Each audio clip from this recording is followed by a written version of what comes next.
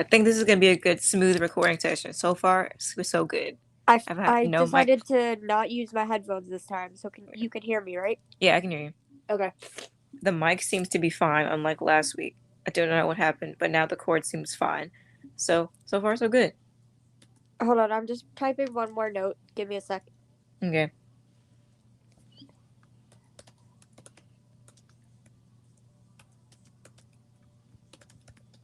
You could keep talking. Well, we started actually recording it, so well, we didn't say anything funny or anything, but we're almost ready. Mm. Da-da-da. Oh, yeah, you're right. I see what you're typing. You're right about that. We think we talked about it one time before, but I think in our We'll get to it, but like the fact that like literally the song we put in our thing for mm, Carisi, like, mm, and then we get that, like, yes, stop it. It's even we we sweeter. told Okay. they told them they should put us in the writing room instead. Just put us in the writing We room. did. A whole Oh, bunch of us were literally like, we're just gonna form our own writer's room because, yeah, we should. Okay. Uh,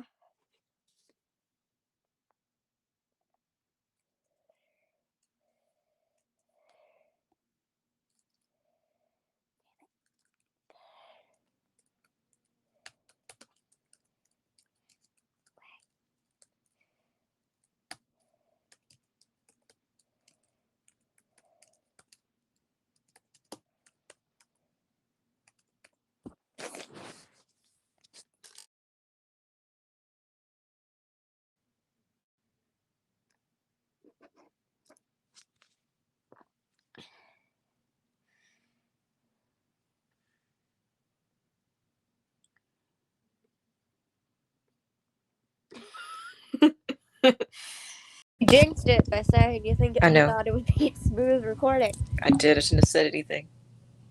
Okay. I'm gonna sit still and not Yeah. move, but that's really hard for me. But we're gonna try. Yeah. Okay. So this is The Truth Runs Deep. I'm Callie. And I'm Terryn.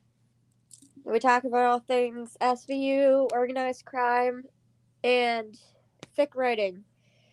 And whatever else happens, you never And know. this is basically what? Is it whatever else happens Yeah, in our or lives? You life, never. Hmm? whatever. Speaking of life, I walked into work today and I heard like one of our secretary. I work at a school, so one of our secretaries was talking about like I think it's gonna end on a cliffhanger, and I'm like, what show are you talking about? And they're like, do you watch the One Chicago shows? And I'm like, yes, I do. Yep, we'll watch those too.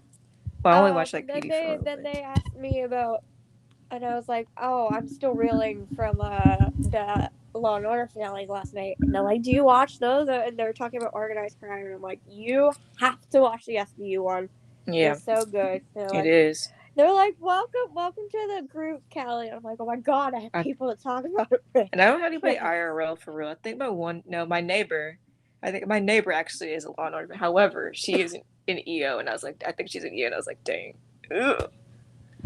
I mean, I have my parents, but like, And they're like my my coworkers mom seem to be more too. excited My about mom it is like, no, mom than isn't my a big ship parents. person though. My mom isn't really a big ship person about any ship. She doesn't really like any. Well, this actually dislikes Barson. I gotta teach her about Barson. She sees Well, She my sees the mom, part of person uh, that is Raphael loves Olivia, but she doesn't see Olivia loves Raphael. But then she's not really about any other oh, ship, which is my strange. mom, like, it's gonna make more sense when we get to it. Like the line in the episode, my mom literally turned to me and was like, "Did they ever date?"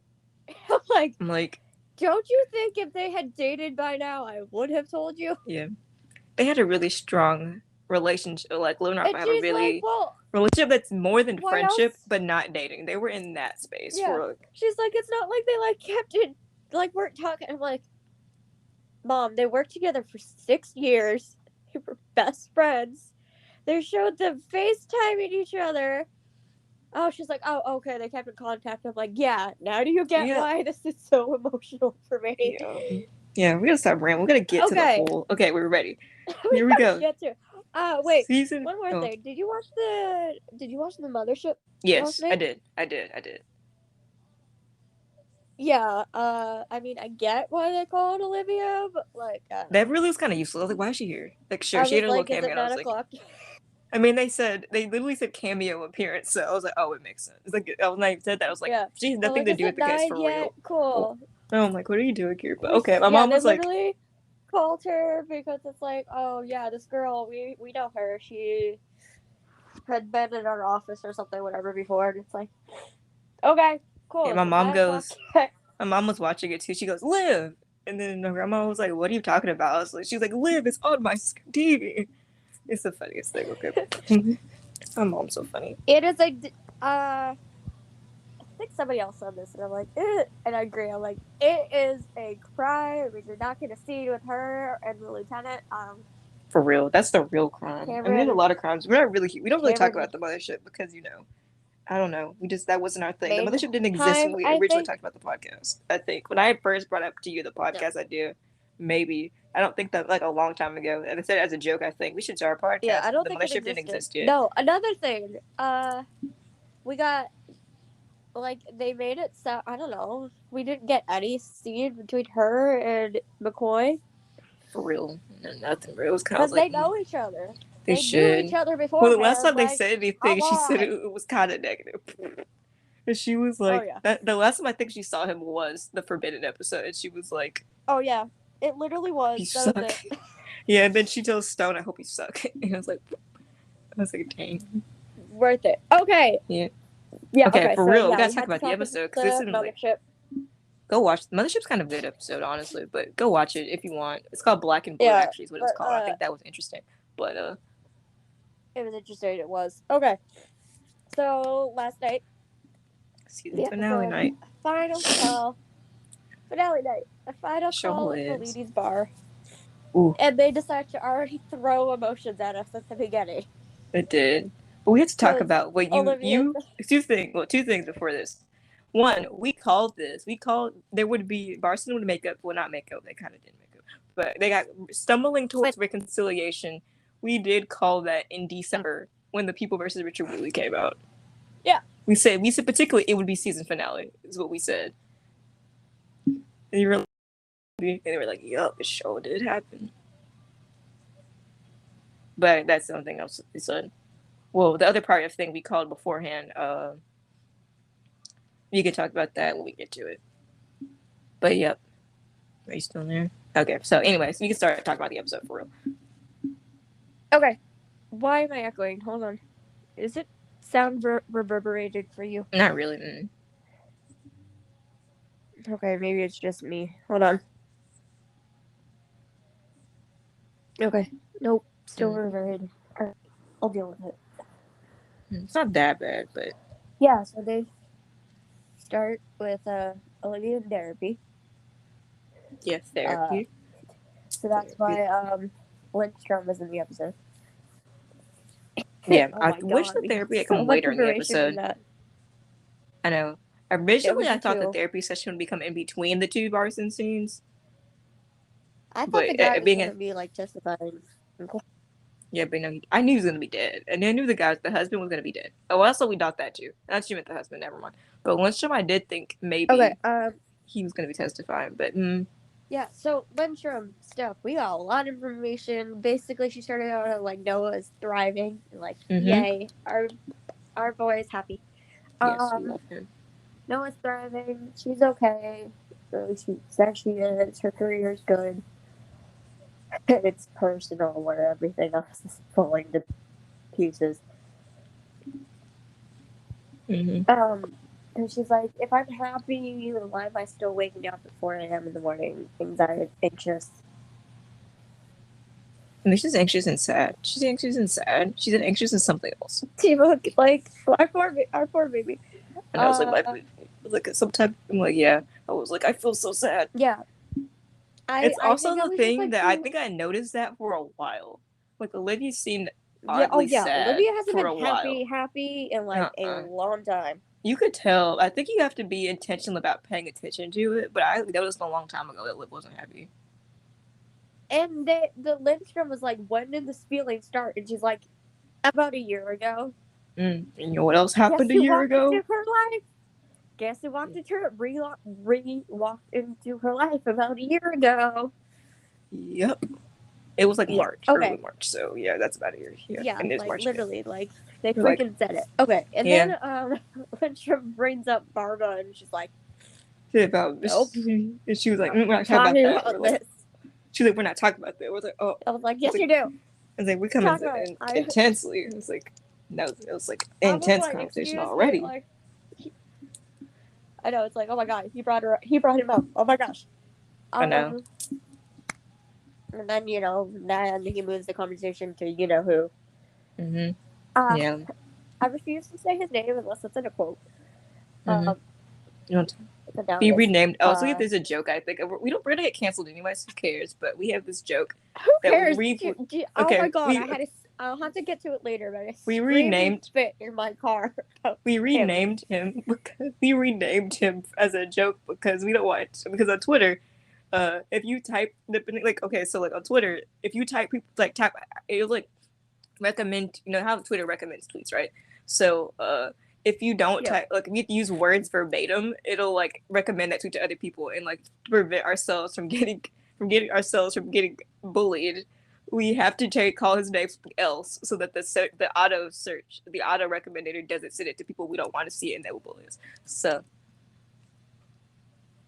but anyway, so we call him we call him. Oh, it was an accident. Somebody's autocorrect name changed his actual name to Stanley. So then we started calling him Stanley instead. And other people call him the Toe. Man, that's so funny. Okay, so yeah.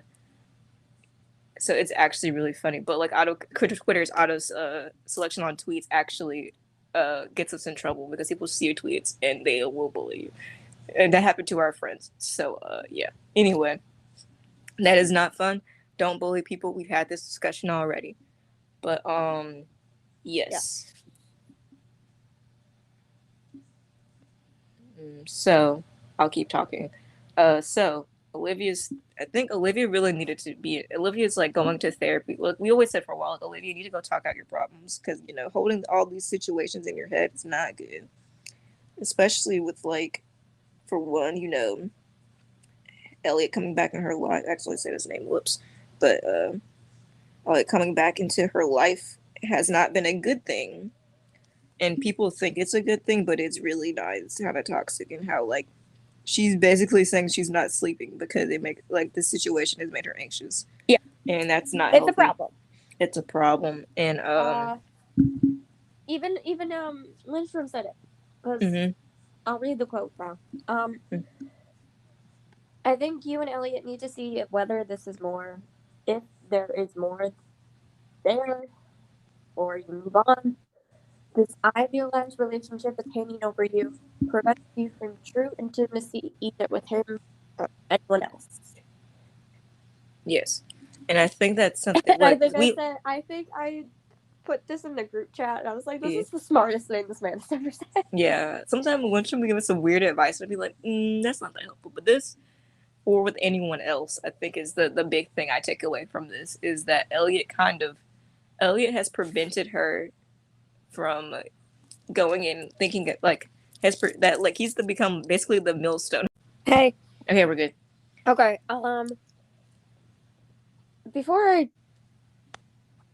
Something I forgot to mention was before we started talking about both Barbara and who.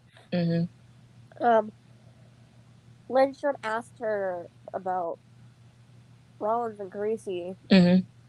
And she's like, yeah, I'm happy for them. And he's like, don't you want what they have? And I'm literally like, excuse me? And I was like, excuse somebody feels already. We got punched in the field 30 seconds and that was literally only the first part of the opening. Yeah, so then we get to the point where he's like, you and I have talked about what you want and what you need, and I'd like for you to start thinking about something else. And she's like, what's that? He's like, what you deserve. You deserve happiness, Olivia Benson. And then she starts crying. And I was like, I know, like they literally zoom in on Mariska's face and tears. Tears. And I was like, oh my god. I'm like, oh my god. She deserves to be happy.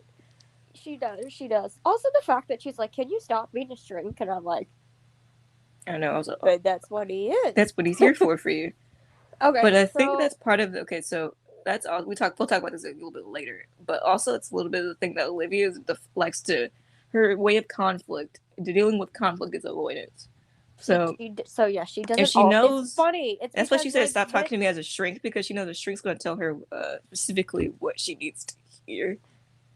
Other people's problems, like survivors, fighting survivors, their problems, she's happy to dive in. When it comes to her own, she's like, nope, not gonna do it. I'm not gonna talk about that. I'm like, Olivia, we gotta talk about your problems, because Then we get the rest of the fun little daily life things of the squad, which I love.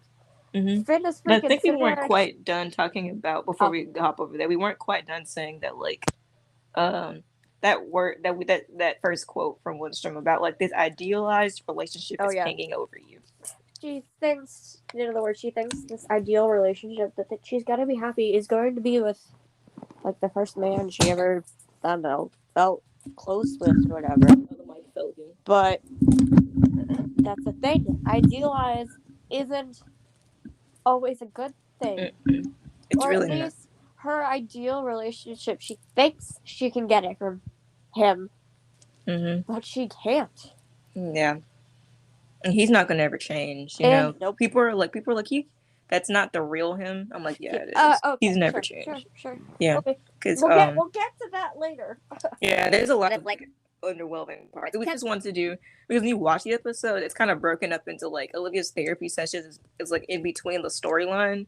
Yeah. So like we just wanted to contain Olivia's therapy session first, and then we'll come back. We'll like go through the rest of the story. Okay. So. Was there anything else for the therapy? Oh, okay. So like like this episode plays an idea of what do you deserve? Oh, for sure. I think it does in a lot of aspects throughout the whole episode. But like we talked about this a little bit in our last group chat about like what does Olivia think she deserves in a relationship? Yeah, like honestly, I think what she thinks she deserves isn't truly what she deserves. Yeah.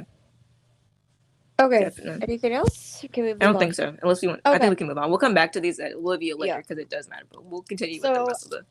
In between like the therapy things, we find Finn is at like a cafe playing, I don't know, Fortnite on his phone. He's playing Fortnite. Whatever. I was like, oh yeah, I was like, Finn is in the video games. I remembered that because you know they go to that convention. I remembered, but it's like, what are you? They go to that convention when he and Amanda and Sunny go to that convention. Oh my god, it's hilarious. I love that third episode. It's so funny. Looking at both of them, like, you two lovable nerd idiots. But yeah, so Finn is playing like Fortnite or whatever, and he gets a call from Phoebe because apparently they're supposed to go out for lunch or something. And I'm like, I'm gonna be late, and he's like, okay, and then he literally just goes back to playing his video game. Like, that seems I'm like, why is that scene here? But like, okay, I don't know. Like again, I don't know. I thought it was. I guess they seem to be like, okay, they were like that. They were like, that ship is still canon, by the way. I feel like that wasn't. Yeah. They're still together. Don't worry, guys. They still go out on like little dates and everything. And I was it's very cute, very cute, very cute. And then we transitioned to the scene that we literally found out about. Like the day of. The day of. Am I the day before or the day of? Either way, Creasy and Velasco play basketball. Not necessarily great basketball. No, they aren't. But basketball nonetheless. I was like, I played basketball. Like, I wasn't good. I played basketball in high school for like a year. My dad and I. So it's playoff basketball season. I do know about that. And oh my god, I was so conflicted because I'm like the Celtics. My aunt and uncle were talking about this Boston Celtics. Yeah, that's my team because I'm from Massachusetts. So they were on at the same time as the finale, and I'm like, I know. Are you kidding me? I know because my aunt and uncle were gonna be like, hey, you want to go to dinner with us? I was like, no, I can't. I'm sorry. I have to watch homework. I was like, are you kidding me? So so I'm like checking this. My dad is like, if they win, you're kicked out. I was like, yeah. So I checked the score like halfway through, and they were up by like 30 or whatever. And I'm like, so barely, I can't watch anymore. Anyway, yeah. So the Celtics happened to be on at the same time. This had a point. The basketball. So yeah, no, Creasy Velasco, not great basketball. No. But they were having fun. Honestly, I guess that's not what I was. Yeah, it was fun. Also, not what I was staring at. Like, oh, come on! Peter's hair is all floofy.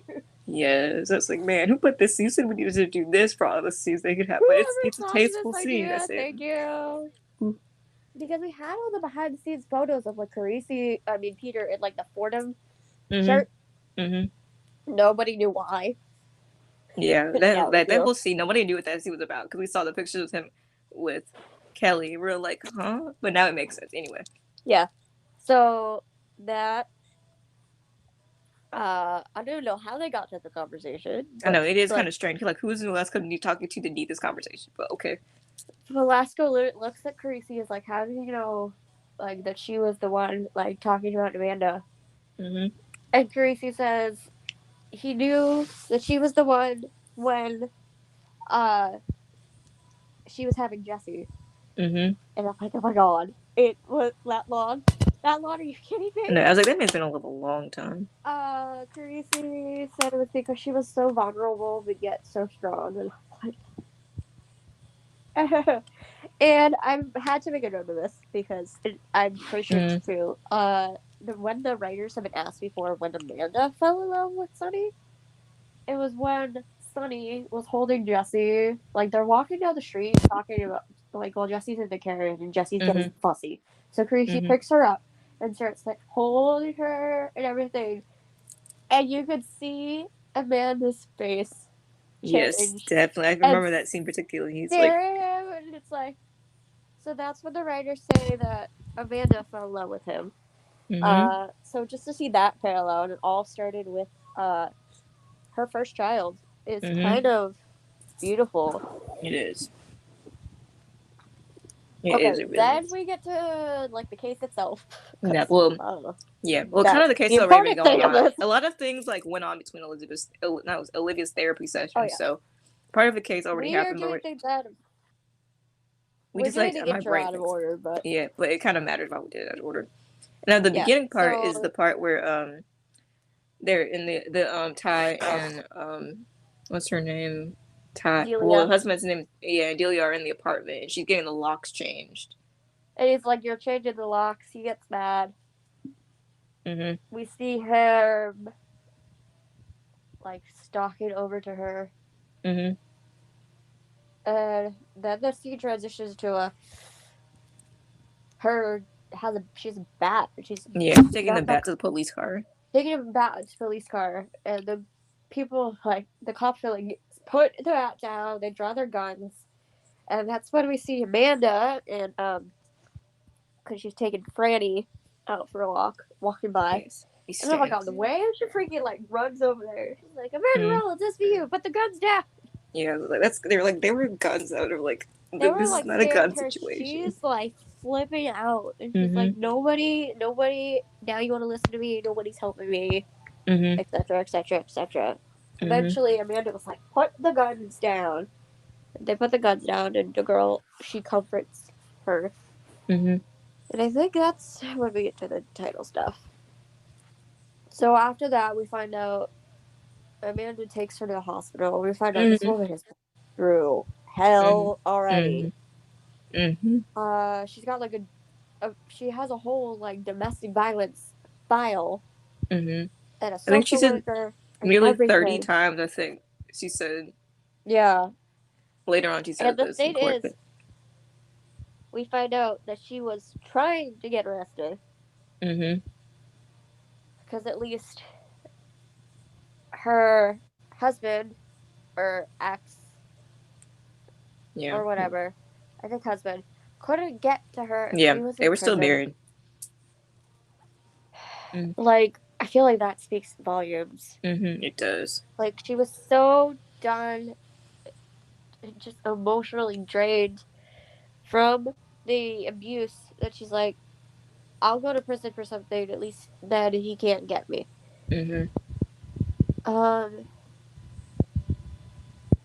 Yeah, that's when Carisi meets Amanda at the hospital and they talk for a second. Yeah, and she's like, we gotta figure this out. I didn't take, like, I was, like, so zoned in. I didn't take very good notes throughout this section, but, like, same. there was more investigating or whatever. Yeah, we all know it's much more investigating, blah, blah, blah. We're talking. They find out that Julia gets Ty like visits her again because she called him over because she needed her TV fixed, and he's the only one who knew how to make her fix her TV. That's what it was. To fix something she has. Yeah. He gets arrested. Amanda's like, "What are you doing?" We can't just drop this type thing. He gets arrested, arraigned. He posts bail. Wait, yeah, he posts bail. Yeah. The next thing we get is I think it's when Olivia, Amanda, and Gracie are talking about the case. And Delia calls Amanda to ask to get her order of protection changed. Because she, like, doesn't need it anymore type thing. I don't know. I don't really understand what she was asking about, but she wanted it changed. She didn't particularly say the reason what she wanted it changed to, but... Yeah, but she wanted it changed, is what she says. She wanted it changed, but... Well, Ty was in the room, so maybe she didn't say it then, because... And then, she was like, she said it because Amanda's like, yeah, we can do it, the ADA is here. She's like, oh, you're at work? And because she found out she was at work, she, like, hung up immediately and was like, oh, that's okay. We don't have to talk about this anymore. Hung up. Because we find out that Ty is in the house.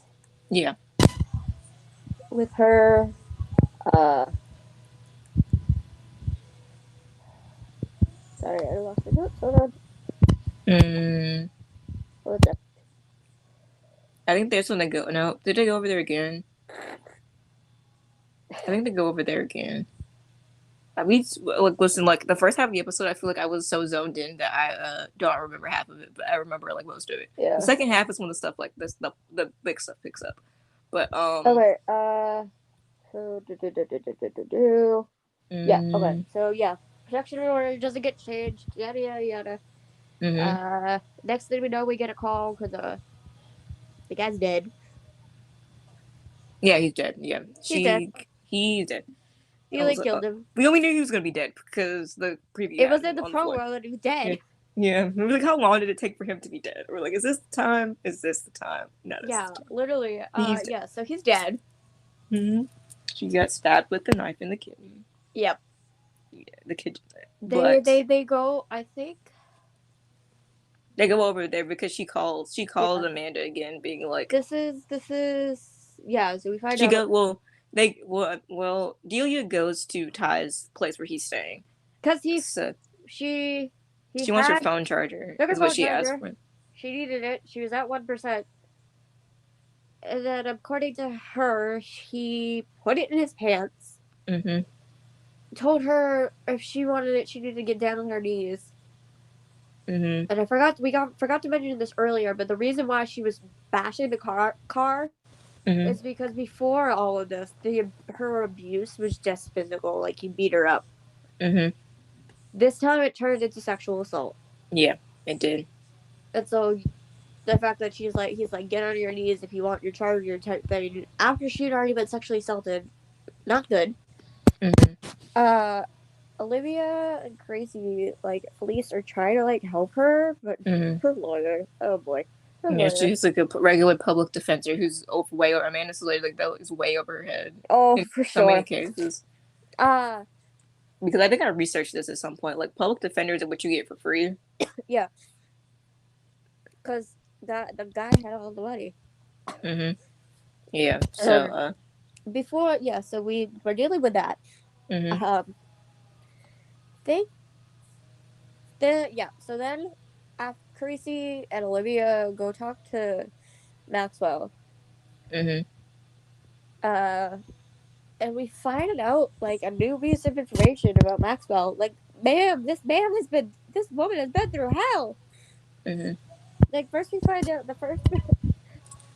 the big two things we found out about her personal life were she got raped in, like, her freshman year of college. Mm-hmm. And apparently she was in an abusive marriage for, like, I'm not sure if I got the right number down, I think but, that seems like, right. That seems right, I think. I think she said she was in an abusive marriage for She did say that. 15 years. Yeah, she said a long time. I was like, ew. I'm like, oh my god. This part, like, first of all, I'm already gonna feel paid for anything she says because it's Betty Buckley. Mm-hmm. Put 15 years in abusive marriage. Excuse me. Mm-hmm. Okay, so she mentioned that because.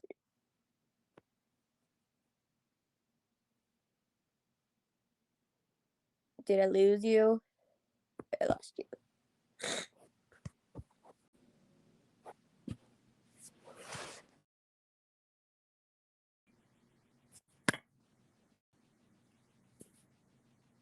You back?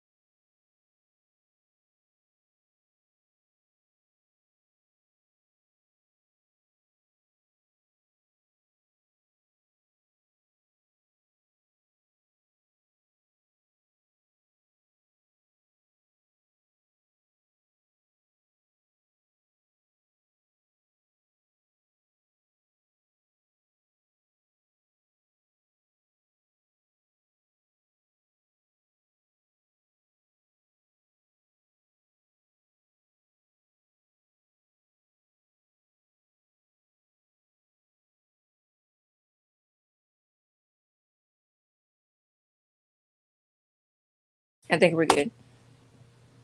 Okay, I was asking, was Liv and Carisi talking before that or after that? I kind of was just putting stuff in last. I don't remember the order.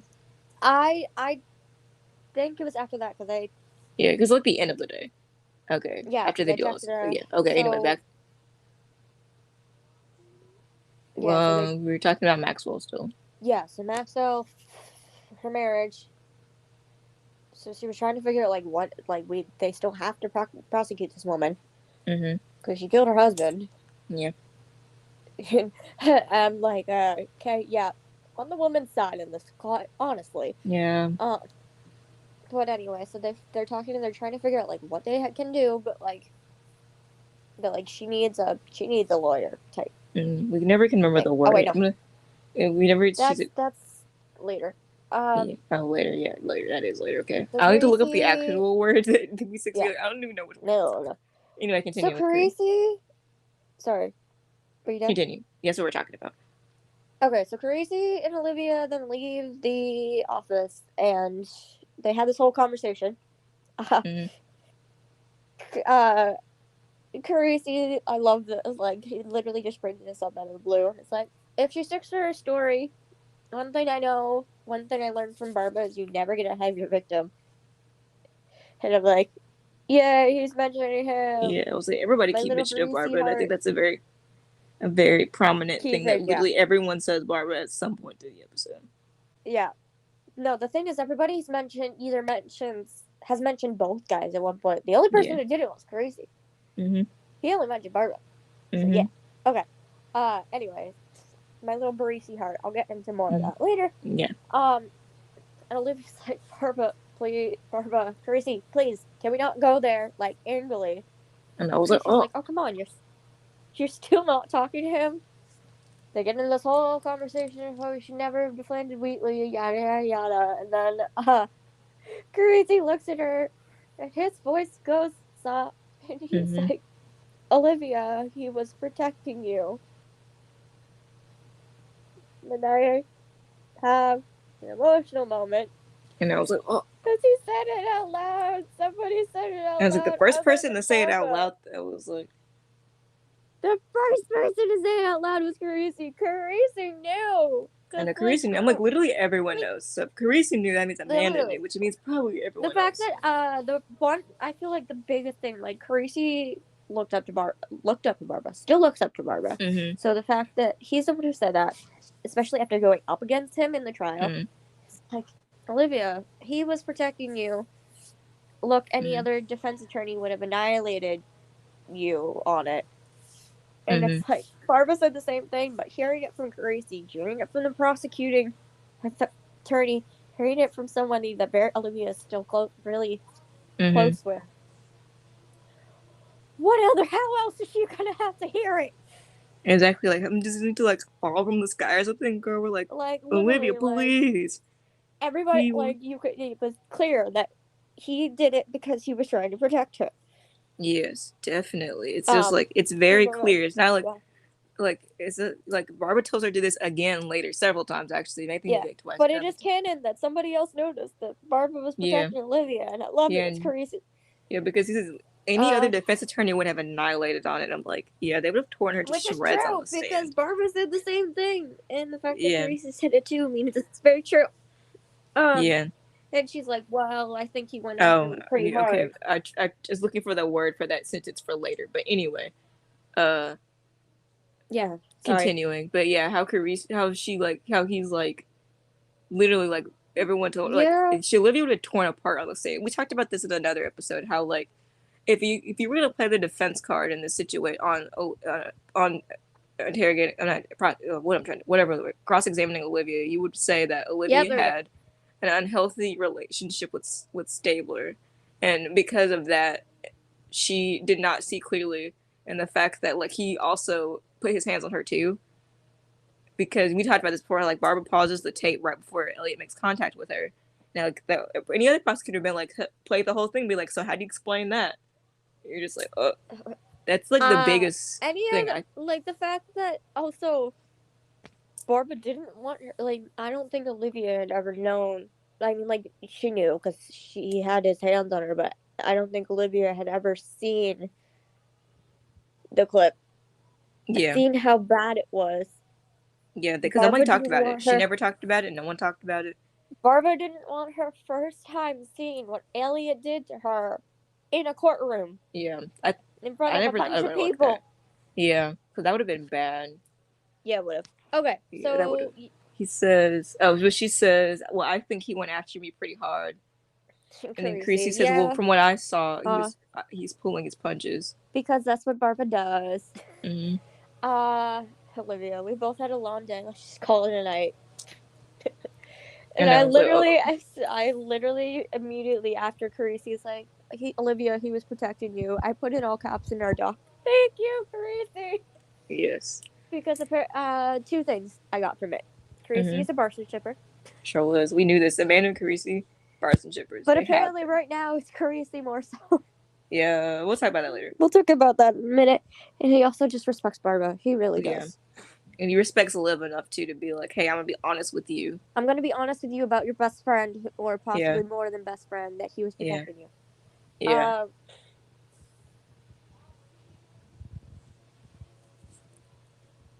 So, I think it's the next day. It goes back to the next morning. And they talk to Delia again. Next day. Oh. Yeah. Next day. Yeah, Delia. They talk to Delia again. They get more information from her. And then they're in the, nothing. They're talking to her again. She's telling them about, like, what she's been through and how, like, her husband, like, it's bad. Was real bad. It was bad. Like, they've had a lot of domestic violence things on this show, but oh my god, like, it was bad back. Yeah, it was a lot. Like, we need to get this woman a lawyer. I know her. Yeah. I put this quote from Olivia. She says, and I think it's a very fascinating one. That she says, you'll get a chance to stand on your feet instead of him knocking you off balance all the time. And I was like, take your own words, man. No, I was like, this is true about something else, isn't it? Before they talk about all the lawyer stuff, we get this Amanda and Olivia conversation, and Amanda's like trying to like beat around the bush, and Olivia eventually is like, "What?" I haven't heard Olivia talk to Amanda like that in a long time. Yeah, not since like the early stages Yeah, of the band. Where she get in definitely. trouble all the time. And we get a little update on her and Carisi. I love Yeah. that we got a teeny bit of continuancy because the what was the episode? I don't remember what it was called. The one with I Orphe. probably. The one Which with one was it? the one with Orphe Oh, and the Henry Messner parallel thing. hold on, I'll tell you in a second. Okay, Oh, so that's Tangled Strands of Justice, I think. yeah, Wasn't it? that one. Tangled Strands of Justice. 2319. Carisi's walking down the steps and he's like, oh, okay, I'm gonna make falafel when I go home. And Amanda's like, don't tell his mom he's trying to cook more things because he's cooking Mediterranean. He's cooking Middle Eastern food now, Yeah. and I'm like, oh look, he actually did make the falafel. Yeah. They remembered it. Yes, I was like, yeah, because SVU is not known for plot discontinuity. Especially with like things that small. Yeah, they'd be like, you'd be like, someone forgot about that. But yeah, that's a really something. Yeah, I like so that's a very sweet little moment. And then I don't know. Yes, the group chat the other group chat is just popping up, and I'm like, stop distracting me. I gotta stay focused. Oh my god, Steph's message though is so funny because it's so true though. It is true. We'll talk about that. We talk about later, crime. But we say it every week. Anyway, Amanda's conversation. She's bringing up Carisi, and then it brings up you know who for some reason. Yeah. Stanley. Yeah, that's literally what she's gonna call it. Him, Stanley. Yeah. And I know she apparently still talks to her mom. Ooh. Yeah. And her mom was like, apparently told her this about Carisi or whatever. I know. Like, what kind of advice is this? Like, Mom, what? Her mom is freaking insane. I mean, her whole family kind of insane, but that was like, just like, huh? Why are you talking about this with your kid? Why are you talking about this with I don't know. your That's kid? weird. But anyway, what she says is cringy as frick. If we both were like, what the hell? So I was like, what the hell? Amanda's like, I got this information from my mom about Carisi. And she's like, you need to book a hotel room and get everything out of your system and, like, move on. And I'm like... We're like, huh? Amanda, what? Why would you tell her that? Yeah, there's a lot of discourse going on of them. A lot of people have some strange... A lot of characters have strange logic, so you're like, why did you say that? A lot of it, if it's OOC for Amanda, and honestly, I don't think so. I don't think it is either. Amanda's always been very, much a firecracker, very much blunt and straightforward. Mm-hmm. And I think now that she has somebody to talk, another like girl to talk to about like relationships, like I feel like she's a lot of people do it in fics, and I agree. I think she's very much like the blunt but like still supportive best friend. So we get that line, and she's talking about Stanley, and I'm like, Amanda, what the heck? I know, but in a weird way, it makes sense. It does make sense. It's like, fine, go freaking do it one with time. him. Get it out. Go get it out. Yeah, because he's literally a stumbling block in her path. Like, if you do it one time, figure it out. If you don't like it, good, cut it off. I fully accept, and they're like, they do it once. She's like, the people will literally yell at us and be like, ha ha ha ha. But yeah, sure we'll get bullied about it, but I think they need to do it one time. And then she's like, this isn't what I want. And it ends up being not what you cracked. Like, I feel like, if we go, that route happens. Like, that happens, and then, like, Elliot starts showing his true color. Well, he already does show his true colors, but, like, Olivia finally picks up on it, and she's like, I don't want this anymore. And then she goes to the other guy, I'm like, I'll take it. Yeah, but, like, how that's gonna happen is gonna be real messed up, because Elliot's not gonna understand that, because he's already very possessive of her. Oh, yeah. It's gonna be real crazy if they go that route. Okay. It's not gonna be a smooth out of it that Olivia thinks. Oh, for sure. Anyway, we'll talk about that later, I think. Maybe. We get that wonderful piece of advice from Amanda. And that's when we get to the precinct, the squad. And of like squad talking about it. And Finn is like, honestly, don't blame this girl. Neither do I. Yeah. How to go to the DA's office. Olivia's like, Grace gonna wait 24 hours for finalizing the deal because that's the thing that they're all trying to figure out. What we need to do. Her public defender wants to take a deal for, like, manslaughter or whatever. Yeah, manslaughter. Isn't fighting, isn't wanting to go to trial, just wants to take a deal. Mm-hmm. And they're like, no, that's not good. This isn't what this girl deserves. Because I think she would do 15 years, maybe more than that. A long time. Oh, yeah, this is the thin line. I'm like, Finn says, I'm not going to say murder is okay, but if anyone has it coming. And I was like, oh. And then we got a few character references. I missed the first one because I was busy for talking or something. And she's like, look, I called Rita Calhoun. Yay, they're still talking. I was like, Queen, our favorite defense attorney, Yay. but one of our favorite defense attorneys. Pop off, Queen. Bayard Ellis, that is a name we have not heard. Haven't heard him since like season 13. No, maybe one time after that. I love that they brought that back up because it's been a minute since we've seen him. He's like the first defense attorney I saw on the show that like made me kind of like start thinking like maybe defense attorneys aren't horrible people. Yeah, he's a season 13 character. You haven't seen him in a long time. And it's just like I even called Barson up. Yeah, no one has. Everyone's like, I hate her now. Sorry. For the freaking fact that Olivia and her have gotten into argument, she's like, I still called her. I know. Because she didn't want to, call who. Mm-hmm. And she's like, nobody has time for this. Amanda looks up from her laptop, looks at Liv, and is like, you want to talk about the elephant in the room? There's someone you're leaving out.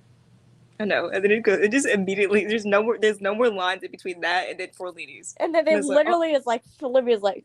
It's like, she doesn't say anything. They just put the little music in and the dun-dun, and then it's like Forlini's. And I'm like, oh. Then we see her walk into the place. Barba. He's sitting having a scotch. I know he won't watch this, but props to Juan Campanella for the really cool thing they did with the mirror. Yeah, that shot is amazing. I love that shot. Cool. So for those of you who hadn't or like can't picture it or like need a visual, so Barbara's sitting at his spot at the place at Forlini's. Olivia's sitting at her spot, but they're not talking to each other, like looking at each other while they're talking. They're looking at the mirror in front of them from the bar, talking to each other that way. Yeah, they're not face to face. They're looking in front of each other, and it's like, it's a beautiful, it's a really fascinating shot that they. They're like, he's like, hi, hello, Liv. She says hello. He says, you and I spent a lot of time. You and I spent a lot of time in this place. It's a shame they're closing, huh? With this little like smirk. Yeah, it's like, huh? I love the fact that they mentioned the place is closing, though. I do. Yeah. Well. Something else I always do anytime we get Barbara coming back, I do my best of Barson marathon. So like I watched a lot of episodes that had a lot of times they went to Forlini's and it was like, oh, like literally almost every freaking episode. Yeah, literally, but some of them the last couple of times they go in like season 18, season 19 are just so beautiful. And then Olivia says, everything comes to an end. I wanted to thank you for representing Delia. Barba, this is where like we get the thing that's like Barba says Rollins asked for the favor, meaning they've talked. Yay!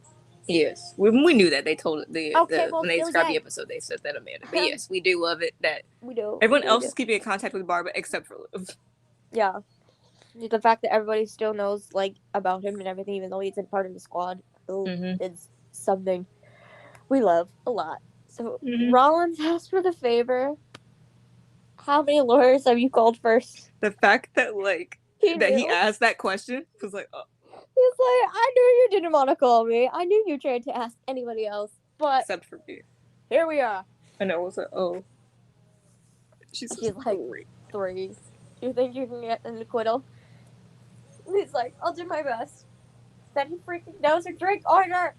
Cabernet. Because we knew she drinks red wine, but now we know that she drinks Cabernet. Which I think people knew that. Yeah. I feel like it's been known. Because he didn't fix. But still. He's like, I can't stay. He's like, this is Warren's favorite line in the entire script of this episode.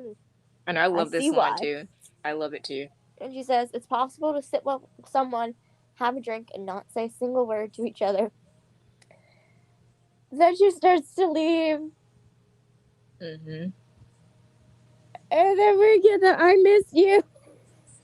Yeah, he's like, miss you, Liv. And I was like, oh, my heart is going to break into a million pieces. You texted me immediately, and I was like, did he say I miss you? Just say I miss you. And I was Because like, so real life, I watch my personal TV, I watch caption. I watch everything captioned except in the living room because nobody wants to watch caption. So I was like, did he say I miss you? And I was like, oh, my heart, he said I miss you. I'm going to cry.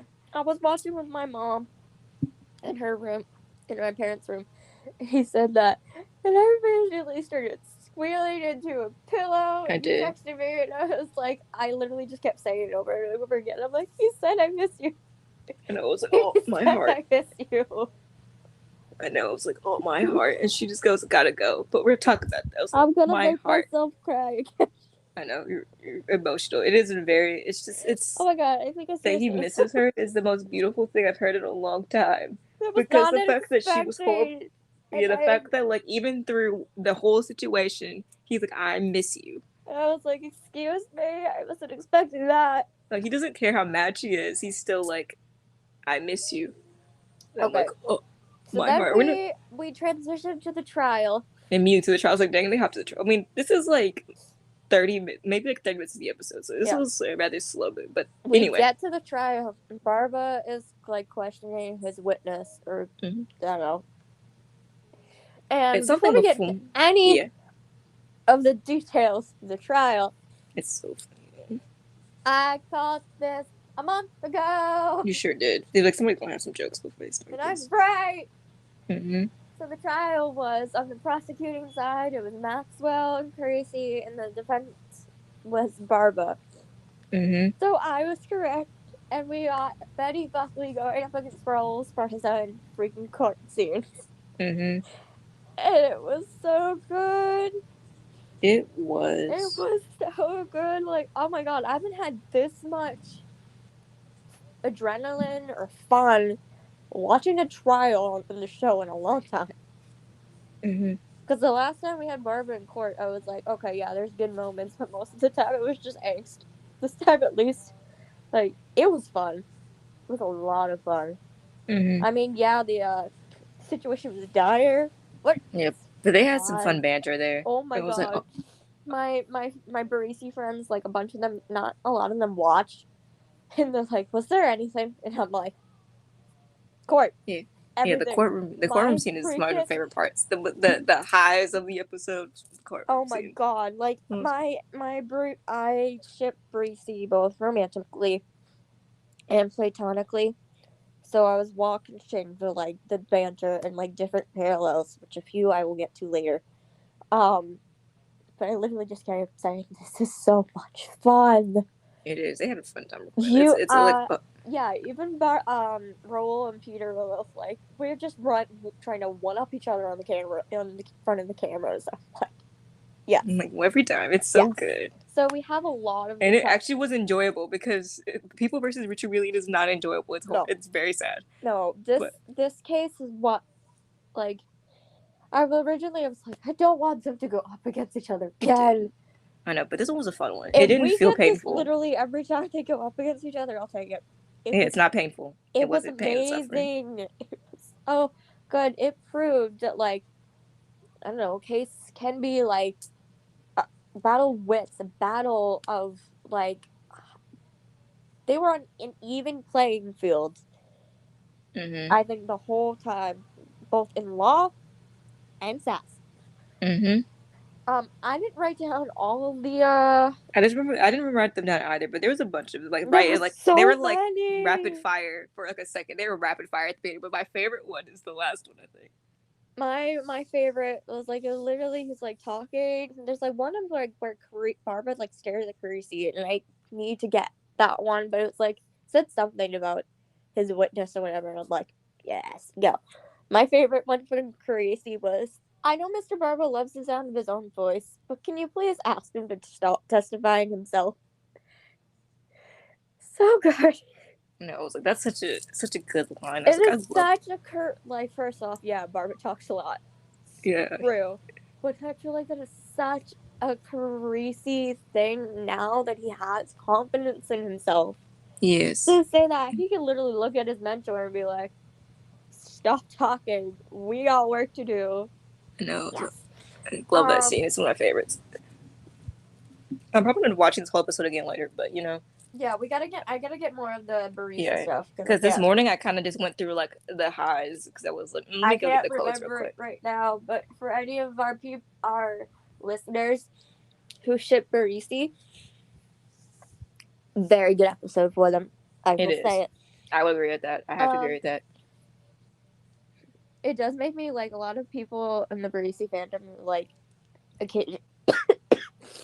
occasionally like ignore canon, which honestly, some certain things of canon. Sometimes you just gotta ignore canon. Totally get it. Sometimes we just throw canon in the dumpster. We don't be good. We do. A lot of them like will be like lawyer husbands, and I'm like, I would love to see like how that dynamic would be if they're freaking married and they go up against each other. It would be fun to watch. It'd be so much fun. But yeah, the dynamic is so much fun because even though they're going back and forth in this banter, they're both doing their jobs and very well. Yes. And you can tell the respect that they still have for each other, even though, you know, there's moments of like slightly angry banter. Yeah. But it's because they're fighting for their job. But yeah, the respect is definitely there. Then we get to the point where so unlike what I originally thought that Olivia was going to be cross-examined by him again, Olivia actually testified for him. Yeah. Not necessarily from her own she's choice. Yeah. But she did. She did it for Delia, not for him. Yeah, but a little bit in the episode is that like, sure, like, yeah, we say like that's what's said, but it's also a little behind like there's like how the episode was kind of just stumbling towards reconciliation. Oh yeah. Barson is. So either I mean she kind of had to, it's her job, but like her willingness to actually do it is kind of also there. Yeah. Because it has to be some of both. At the end of it, this is another line I had to write down because he looks at Olivia dead in the eye. It's like, just passionate about defending my client at all. I'm like, excuse me. I'm like, what? I'm like, sorry to make my heart explode. Like I sent you like I wear an Apple Watch, so like the heart rate monitor. Oh yeah, your heart rate was all over the. I had a very high heart rate the whole episode. It was mine probably was too. It was like you have been inactive. Your heart rate is 130. You've been inactive for 10 minutes. Are you good? Mine probably was too. I just didn't have anywhere to put it. And then I had it again, and I was like, oh, I guess this episode's trying to. Okay, so after Olivia testified, we get a scene between Betty and Mariska. And Maxwell says, "Was it difficult for you, Captain? Testifying for okay, I take back what I said earlier. It says so he was cross-examining her. Oh, that makes the line about I'm just passionate about defending my client and all makes it make a lot more sense. Yeah. Okay, so Maxwell says to Olivia, "Was it difficult for you, Captain, testifying for Mr. Barbo when you were Carisi's witness?" Olivia says, "I was testifying for Delia." Maxwell says, "I know." Then we transition to Amanda talking to Carisi. Amanda's like, "You were going pretty hard at Barbo." Because he has the confidence and skill to do it now. Yeah. Go him. And then Carisi looks at her. She's like, "Yeah, well, how did he ever end up taking this case? I thought he and Benson weren't even speaking." Because they know this now. Yeah, literally, I was like, people know this. Yeah, and then they said, "Yeah." Amanda's like, "Yeah, they're not. Technically, it was me who asked him. I should have told you." And Chris was like, "Yeah, you should have." But again, I'm sorry. We get the teeniest bit of Rollisi angst because no, it was like, oh, my heart. I thought it was gonna be a lot worse, honestly. But it seems like he was just like upset for a moment and was like, I've got a case I've got to do. I have to figure this out. Then this we get like this small moment of like it's the defense's witness turn. And then we get a psychologist, one of the other Tony nominees, the stand, and they're arguing the fact that because Julia got hit in the head so many times, she had like memory issues, almost like CTE symptoms. Mm-hmm. For those of you who don't know what CTE is, it's a very traumatic brain injury. Occasionally, most of the time, yeah, like football players get Yeah, it typically from football players, but because of like their helmets smashing against each other all the time mm-hmm. and everything. So they were comparing the force of like injuries like that to when her husband would like smash her head or beat her all the time. Mm-hmm. Um, this is why I love watching with my parents because this is the witness that Maxwell decided to cross-examine. So Betty Mm-hmm. Buckley stood up. My mom's like, they brought out the big guns. Pretty sure did. Yes. She literally said one line or one thing. She's like, "You said she had CTE. Isn't that usually found after death?" And the psychologist is like, "Yes." She's like, "Nothing further." And I Sits was like, oh, back down. She's like, "Okay then. All right. You go, ma'am. like go pop off, Queen. We're like, oh, Go, Betty Buckley." Then we get to the point in the episode where um Delia is on the stand. mm-hmm. And Barbara's talking to her. He's soft and sweet and genuine, and I'm like, yeah. Oh my gosh! Like, even though he Yes, was trying to do a job and everything, he was very patient, like, and soothing yes, with her. definitely. He's very patient. He's very calm and supportive, and Then he's doing. so then it's Carisi's turn. There's a lot. Yeah, There's it's a he's lot loaded. He's like loaded up big. of backlash for this, Yeah, there's a lot of backlash for this. and I honestly agree. Yeah, I do too. I mean, Real hard on you her. mentioned that even with the prosecutor, there are things in this job that they have to do that they don't want to do. But we had one of our friends on Twitter. Yeah. Who was like one of the biggest Carisi and Peter fans, Mm-hmm. and literally put, "I'm angry at Carisi. What the fuck?" And I'm like, if she's mad at this, here's a problem. Yeah, it's a very like you pushed maybe too hard because He did Delia like push too hard snapped. Like because Delia like broke, and I was like, oh no. there was multiple times where Barbara was calling for an objection Yeah, for badgering. yeah, and then you could be like sustained. He was So. trying to ask for a recess. Mm-hmm. And then at one point, like, the girl's literally like, the woman, Delia's, her head is in her hand. She's sobbing. She can't even look at Carisi. And she's like, if that's what you said I did, or that's what you said I said, then I said it, or I did it. Yeah, And I'm I like, know. We're like, oh no. oh, yeah, he pushed too far. Yeah. And hearing that, that's when his demeanor changed. Because Carisi's voice got soft in the end. Mm-hmm. His voice when he was like saying nothing further, like he felt bad for doing this. Mm-hmm.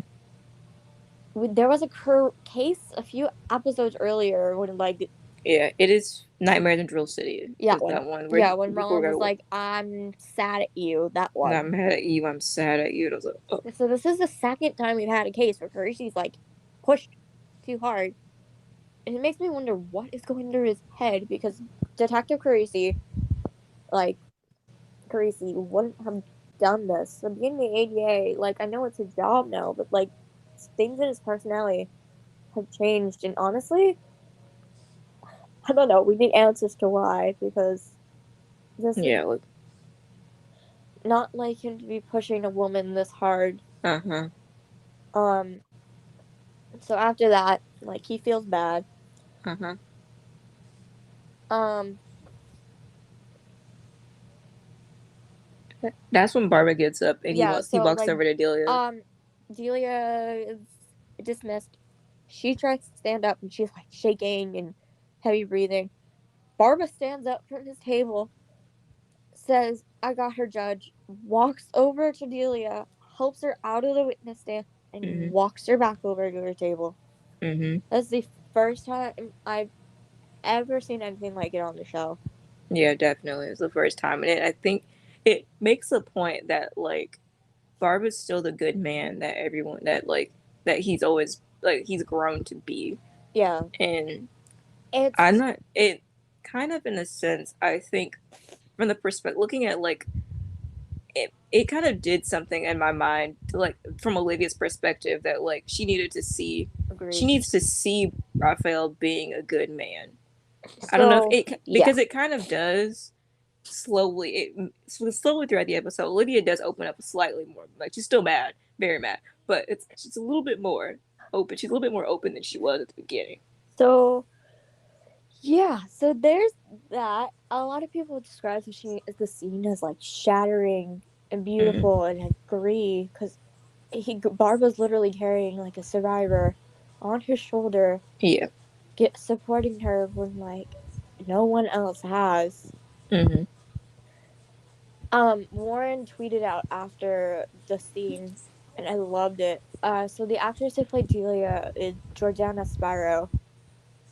And they said that after she filmed her scene, the whole cast and crew burst into applause twice. Mm-hmm. Yes, because, like, that scene is that seems like one of the best scenes we've seen in a while, acting wise. In a long time. My heart broke for Julia. Yes, like, I did too. I was like, ooh, that one hurt real bad. But yeah. So the fact that everyone was like applause twice, like, wow. Mm-hmm. I had seen Jordana. My family and I watched Ozark, and Jordana was in that. She was really good.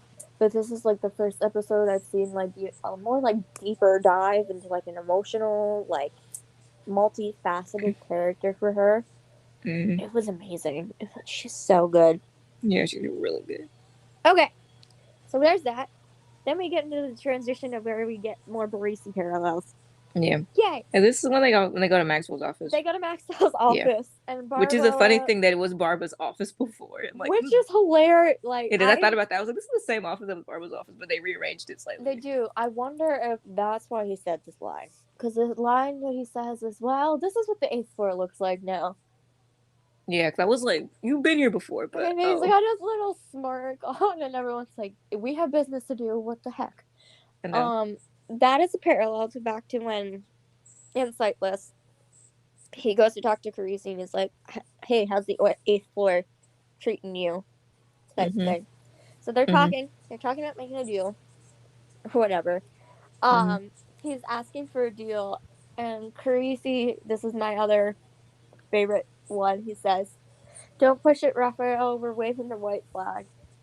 And then this is the other Sightless parallel. This is when all of my Barisi friends and I started screaming. He looked right at Carisi.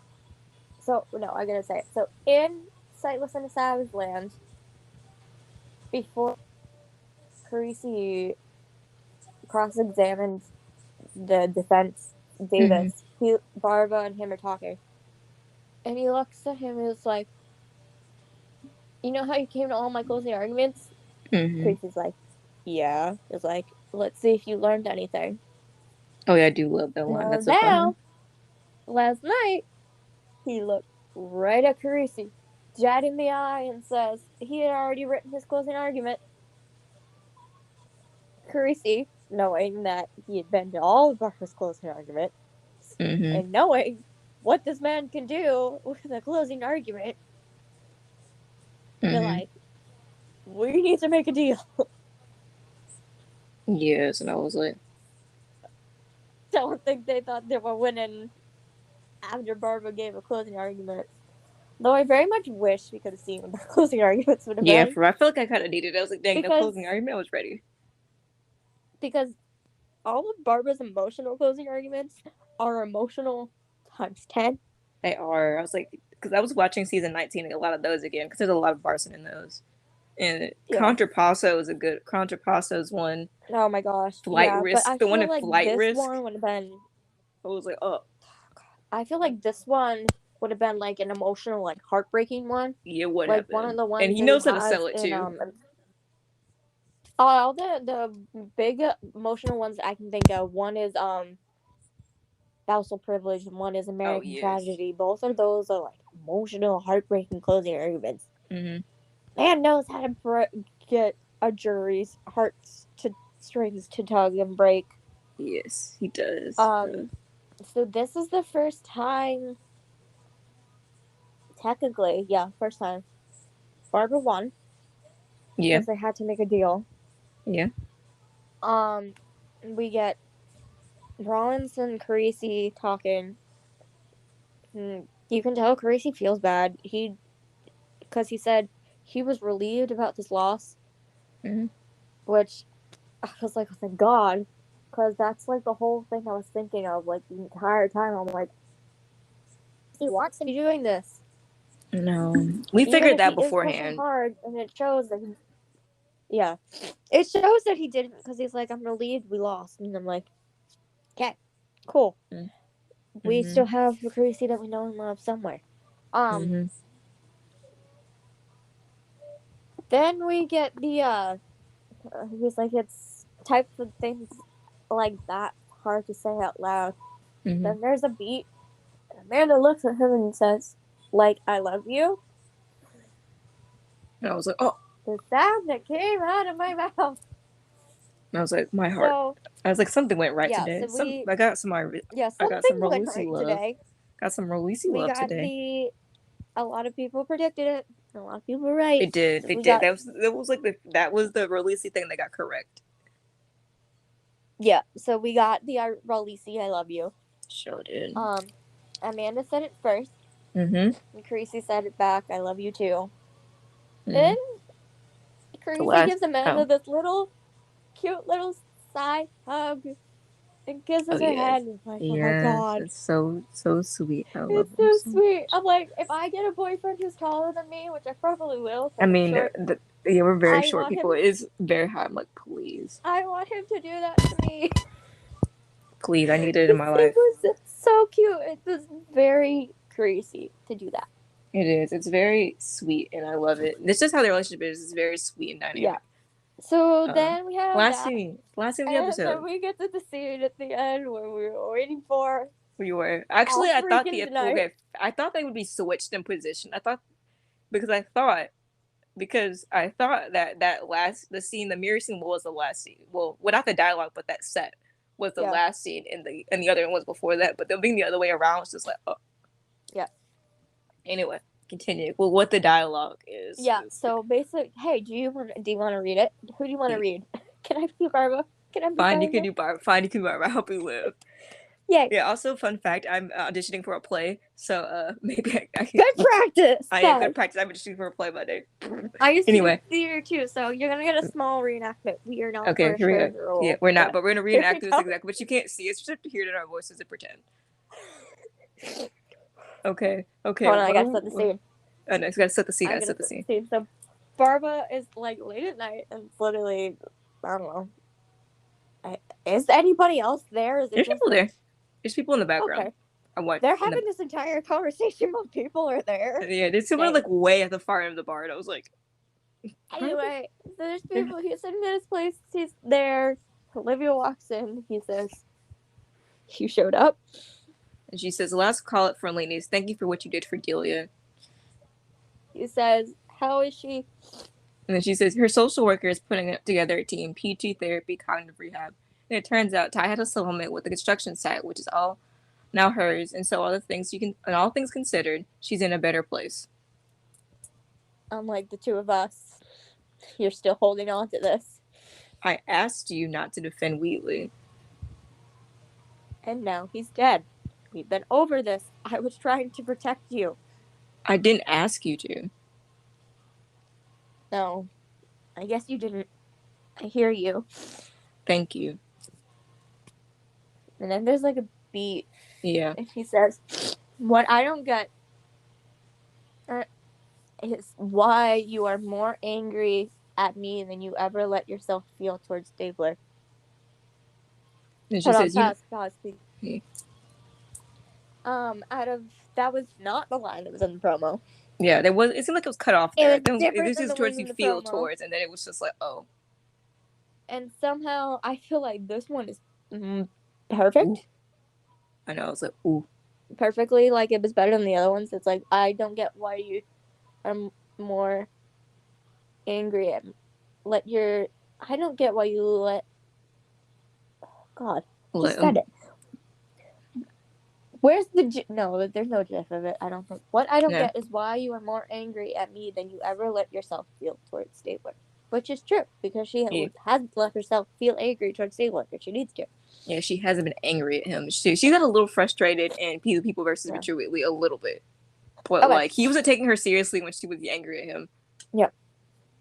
Okay, continue. Like Olivia makes this like puzzled face, like, what did you just say? Kind of at him, and then she says, "You don't know anything about my feelings towards Elliot, and you don't know him."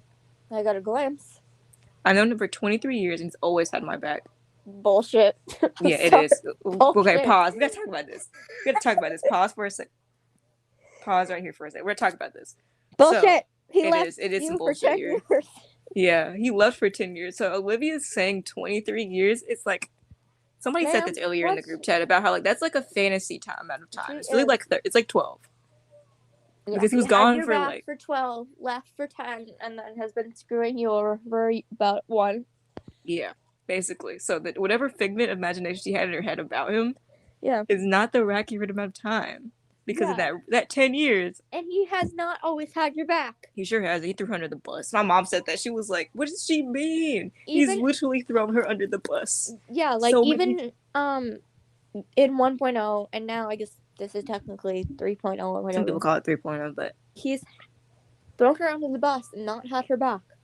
Yeah, he literally was like, we talked about the episode Intent. I mean, is it Intent? Not Intent. It's called, I looked it up earlier. Anyway, that episode, it's in season 7. Oh yeah, this one. We talked about this earlier. Someday last week, we and I talked about this. It is Fault. 719 Fault. Where the perp cuts her, and then she's on the ground, and then Elliot stops to take care of her, and then the kid that the perp is running with is now dead. And then he's like, well, I don't need to. He gets angry at her later, being like, this, like he gets angry with her, saying like it's her fault, and he doesn't want to have a partner whose back he has to watch all the time. And I'm like, excuse me, I'll throw hands with you, sir. And I was like, so yeah, Elliot is not a good partner. He's not a good person to have a relationship with. I said it, and I said on the hill, and I will die there. Same. Ready to continue the reenactment? Okay, continue. So your turn. It's me. And you grew up without a father to protect you. Please don't. I know what that means. I grew up in a home in a neighborhood where I got bullied. We're gonna see him through different prisms. This Pause isn't again. Yeah. Okay, pausing. We talked about these 2 lines. Well, these little set of lines. Because people have always assumed that Barbara's home life is horrible. Yeah. Now we have proof. Yeah. I literally saw somebody on the timeline who's like, who the hell bullied Barbara or something like that. I'll fight them myself. Yeah. Because I mean, he mentioned that, I think, and he mentioned that when in Padre, I never know how to pronounce that word. Sanguinita? I think it's Sanguinita. Yeah, I don't know. Anyway, that episode where he's like, no, it's not. That's the wrong one. It's not in that one. It is in October Surprise. Incorrect. And Padre Sanguinita talks about his dad. But, we're assuming the bully in his home is his dad. Yeah. But also in October Surprise, he talks about that his friends in the neighborhood, and that Eddie used to be the one who used to stand up to the bully because they stole his lunch money. So, yeah, who the frick is hurting Who's bullying Raphael Barber? We need to talk. Who did it? Who's causing him? You're lying. Lost my. Oh, this isn't about him. This is about you and me and how you betrayed me. I asked you not to defend me. You did it anyway. We're going in circles. You're denying, you're deflecting, you defend him. It's alright. I get it. That's what you do when you love someone unconditionally. Please don't tell me how I feel. In this case, I can. Because I know what it means to love someone unconditionally. Pause. Okay, pause. Are you kidding me? And Raphael Barber just said out loud that he loves Olivia Benson unconditionally. You can't take that back. It's canon, people. No, canon has it. It is there. I literally was unconditionally, and I was like, on my bed. I missed recording my reactions. I forgot. I was too zoned in. I forgot to put my camera on. No, I recorded it on a voice note. I clicked again. I'm like on my stomach, pillow in my hand, like tearing up, crying. I squealed or screamed so loud. It was like, oh my god! And I was like, he said, "I love you unconditionally." Unconditionally, which is Unconditionally, true. y'all. Not even just like I love you. Love you. It's like that's what happens when you love someone. Unconditionally. I know what it means to love someone unconditionally. And I was like, pause, brain. What? It's like he just said he loved her unconditionally. I was like, of all the things we were expecting to get that night, no, that was not it. We got a freaking love confession. We did. Okay. The rest of the line. When you're ready to stop feeling betrayed by me, I'll be here. Rafa? And then he starts to leave. And yeah, she goes, Rafa. He says, what? I miss you too. And that's just the end. She's like, the camera kind of just like sits on Olivia, and she's just sitting there. But they also show when he says what, like somebody pointed out, it's like you can see hurt, pain, and emotionness, and and love.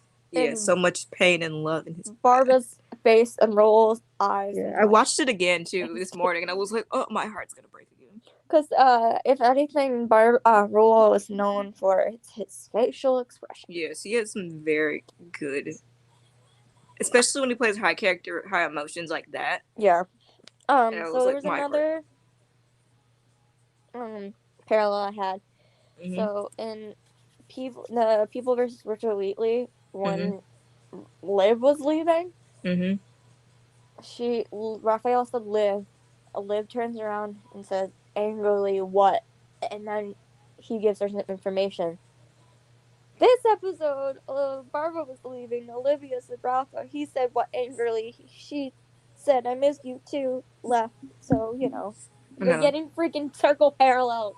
I know. I was like, it's coming back around again. Let's hope it comes back around again. So, with that being said, and I know a lot of people agree with us, but I actually have hope after that.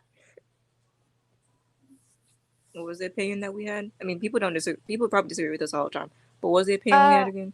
I have hope. Mainly, it's just because I'm focusing on the fact that he said he loves her unconditionally, but I have hope. I do too.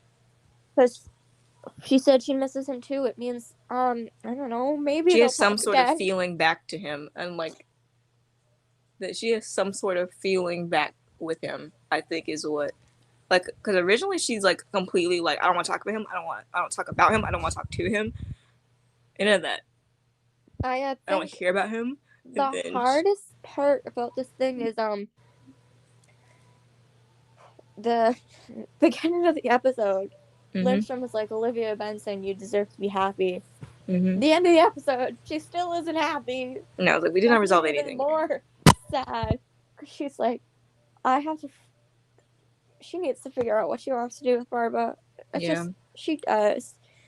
Yeah, he's the one of the few men in her life. Like we talked about, like Olivia's mix of relationships with people, and most of them are toxic, but not. I mean, like they're all different levels of toxic, but they all have a couple of red flag moments. You're like, Before we get to the all the articles and interviews that Roll did afterwards, how do we want to rate this? This one's I have to 4.5. I give it 5. I mean, I gotta give it 5, honestly. The reason why I say 4.5 because of the out of character lines, I'm like, Yeah. But other than that, I would really give it a 5 star. It's a 4.5 to 5 stars. It's a very beautifully done episode. The acting in it is great. The story is great. Then like literally after the episode, while we're watching Organized Car, people are sending us screenshots of many interviews that Roll did after the show. There's a range. There's a range of things he said. Yeah, because like at first we were getting the screenshots out of context. They were like, really? The few. Let me see if I can find it without.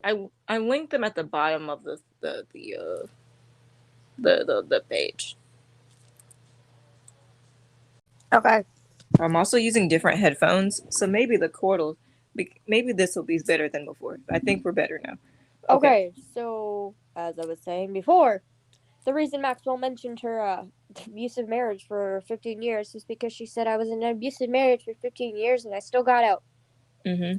Which also, now I need more information because how? After that Yeah, long, we need this. how? I know we need this story. Anyway, so we have that.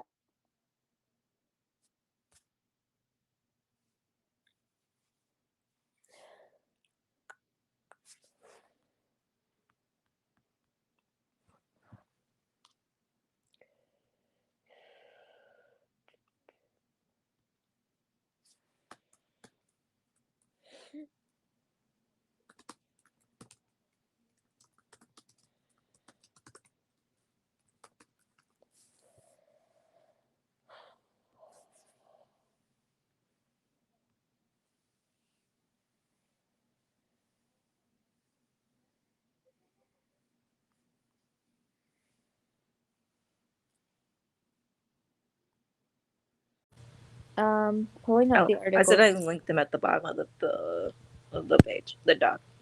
With the negative one.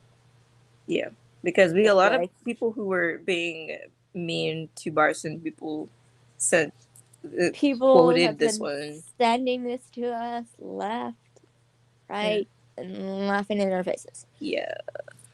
But hold on, I'll open it too so we can talk about this. Are you opening the first one? Looks like the first one I think is the one that's kind of negative. I haven't actually read these.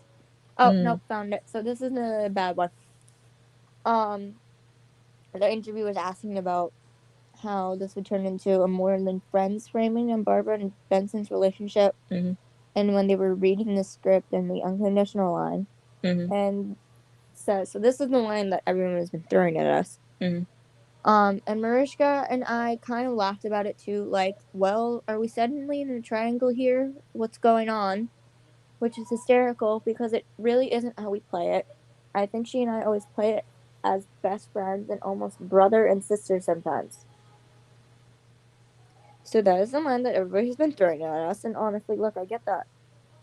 I do see it sometimes. Yeah, I do. I see it, but like you get conflicting information. I see it, but we also see it. Maybe it's because I ship Barson and Rollisi, but I also respect Mariska and Rule's relationship. Yeah, that I do see the platonic parts of it. But we have analyzed this show enough to see the romance part of it. Yeah, pretty much. So everybody was focused on that line. Yeah, but kind of. And then it says, "Oh my gosh, look, they played as best friends and brothers and sisters." Yeah, people threw that as real bad. Really, stop but the fact that it says almost in brother and sister sometimes, yeah, sometimes doesn't mean all the time. Yeah. However, and then Rule continues, and he says, "However, I don't know. I know what I was thinking when I said the words that I said on screen. I like that it can be read in a number of ways." Yep. Sorry, people. Like, sure, it could be platonic. It could be romantic. That's the problem. You never know. That's the thing. We don't know. Let me see where the other one was.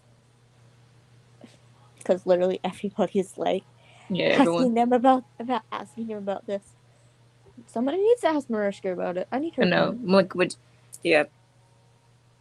I need to know. Like, what do you think? Tell me, Queen. This one. This is the good one, I guess. Yeah. So it says in the final scene, Barbara says he does know what it means to love someone unconditionally. What kind of love does he mean? Is he talking romantic love? Roll says, "I'm not telling." He laughs and he says, "That's for me to know and you to guess." And then the interviewer says, "But it's a possibility." And he says, "I think everything is possible. I think that scene is so beautifully written. It suggests any number of options, and I think it would be wrong of us as actors to land on any one definition." That was the thing we kept trying to wrestle with, was how to convey a couple of meanings without hitting anything too hard, because it is a fragile story between them in a moment of real tenderness, which exists often between them, but now coming out of a lot of heartache. So yeah, I think all things are possible. Mm-hmm. Oh, I forgot about this one. This is another negative one. Someone asked him about if we feel a bit more hopeful after she returned his "I miss you" from earlier. Mm. He says, "No, when I was in the scene, I did not feel hope." Ouch. I found a sense of kind of hardness, and by that I mean hope seems a little too bright. It's like, okay, if I'm willing to show up, you're willing to show up, but hope suggests, oh, it's going to be alright, or I can see light. I think it's just, alright, we'll meet in the middle, we'll acknowledge that there's work to do. Yeah. There's work to do. Yeah, a lot. I mean, they've mentioned before, like, this wasn't going to be, like, a perfect resolution. Yeah, and that's fair. Honestly, I'm we not saying it expected is, because it's a lot of Olivia has to go do a lot of personal healing and stuff and figure out her personal problems before. we literally have the him saying, "I love you unconditionally," and Olivia's like, "I miss you." It's like, if you It miss leaves the him, then door talk, open. damn it. Yeah, Talk it leaves to the him. door open. Gives her a whole Yeah. summer to think about it. It leaves them open to talk. I know whoever the heck this new showrunner is, please, for the Please do love good. of God, bring her old back. Please. Please. And do it soon, please. Because I don't think we can wait till like half of this season again. I might actually have a heart attack for us. No, especially because there are now articles going around everywhere with the freaking titles of love triangles, and I'm like, yeah, like, is it a triangle? I don't God know. damn it. It's complicated. So I mentioned this it's earlier. Kind of like it's not like a perfectly in my head. It's not like a perfect, straight triangle. It's more like an obtuse triangle where like half of the leg is dangling off. We literally have. Yeah. So that screaming fit I had in my car earlier, because I don't know how I never thought of this before. How we were going to have Barson, or like very close, like Barson was very, very close. Mm-hmm. Stabler shows up and drives a fucking wedge in between the two. Yes. And it's like, I'm gonna scream. Like, if it wasn't for Stabler and Wheatley, none of their problems would be happening right now. Exactly. And the fact that like Barbara says it in People vs. Richard Wheatley, he's like, what does he say? He says Stabler coming back has made things more complicated. Yeah, and it was like, what? Which is true. But yeah, I mean, I guess the one. Okay, you continue your thought first.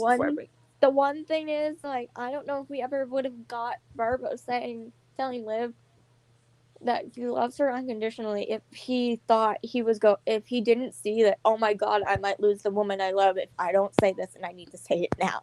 Yes. I think that was something that was also very important, that like he needed to say it then and there. She needed to know 100% that he loved her and he would always be there for her forever. And I have to read these song lyrics before we get to part of the article, because I've always loved this song. But oh my God, after last night, I was like, yeah, we listened to a lot of songs and cried. Song is from Sideshow the Musical. Mm-hmm. And unfortunately, the song is about unrequited love.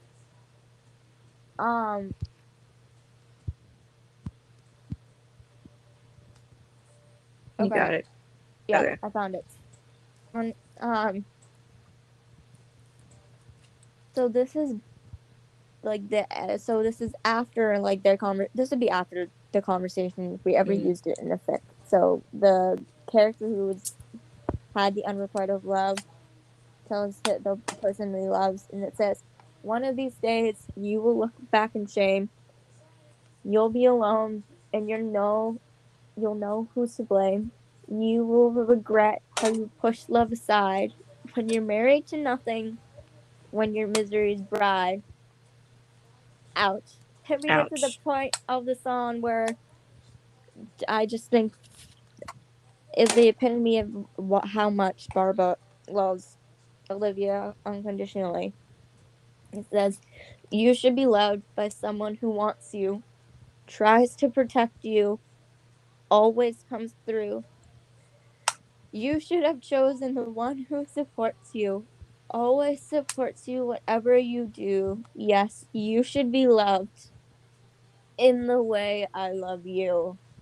And I was like, my heart is gonna break into a I'm like, million oh my pieces. god. Yeah, I've always loved that yeah, song, and I it's always a thought it was beautiful heartbreaking, song. but now we have that, and I'm like, that's fucking Barbara right now. It hurts.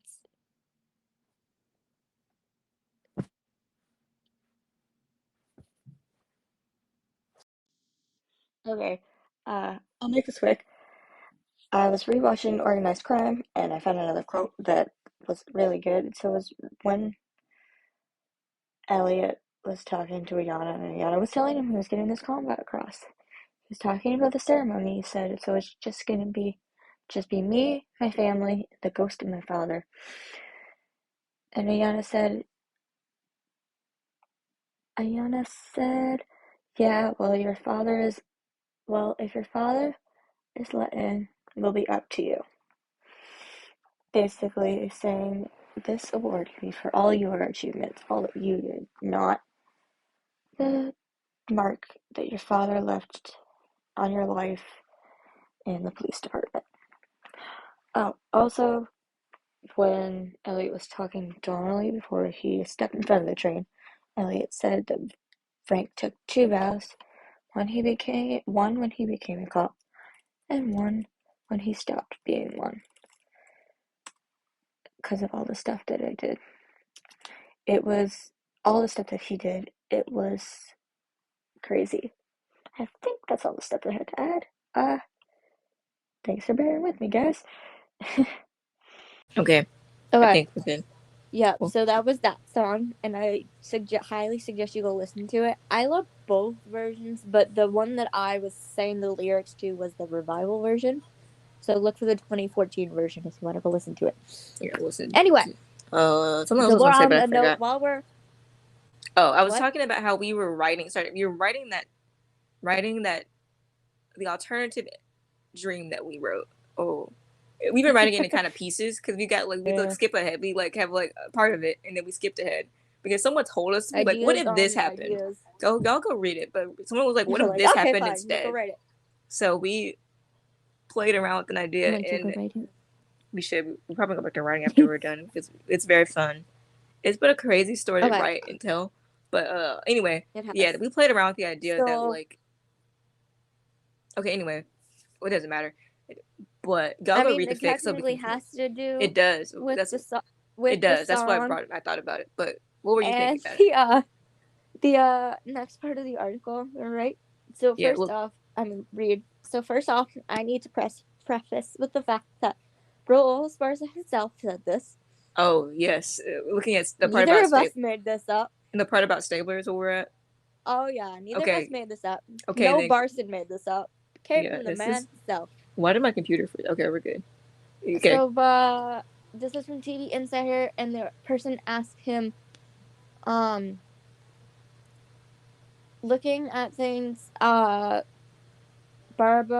looking at Stabler, he compliments on him here, and he previously said coming back made things more complicated. How much of what Barbara thinks of Stabler? Did you go away? Damn it, you went away! Okay, so yeah, makes things more complicated. How much of what Barbara thinks of Stabler and his and Benson's relationship is due to Benson, and how much of it is just due to who he sees Stabler as? And then Raoul says he didn't know Stabler at all. He only knew him through Benson, and I think he was more open to seeing Stabler as a more positive force in her life, or as the ghost of something very positive in her life that was now gone, long gone. But in Stabler coming back, I think there was a great deal of toxicity there that he was witnessing, and it's a lot of pain and years and unresolved issues between them that he saw for himself.